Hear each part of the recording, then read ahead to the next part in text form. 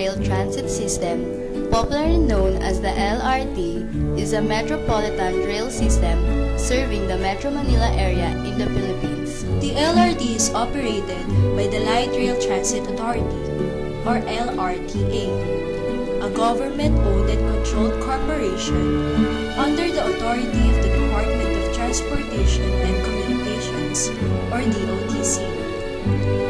LRT Line 1, also called the Yellow Line, opened in 1984 and travels on north to south route.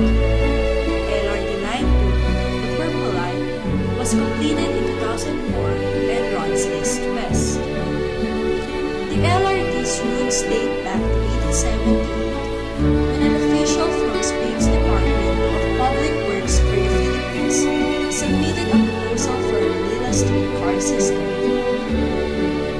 The project was approved and initiated by Spanish businessman Jacobo Cervantes Andones, Spanish engineer Luciano Enrique, and Spanish banker Rodolfo Mayo, who founded the Compania de las Tranvías de Filipinas to operate the concession granted by the Spanish government. President Ferdinand Marcos created the Light Rail Transit Authority, or the LRTA, on July 12, 1980, by virtue of Executive Order Number 603, giving birth to what was then dubbed the Metro Rail.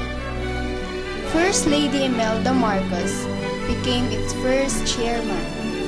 Construction of the Yellow Line started in September 1981 with the Construction and Development Corporation of the Philippines.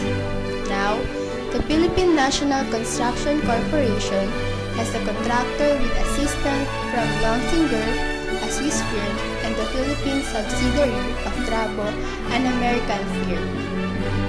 The line was test run in March 1984, and the first half of the Yellow Line from Baclaran to Central Terminal was opened on December 1, 1984. The second half from Central Terminal to Monumento was opened on May 12, 1985. A Purple Line train at Recto Station.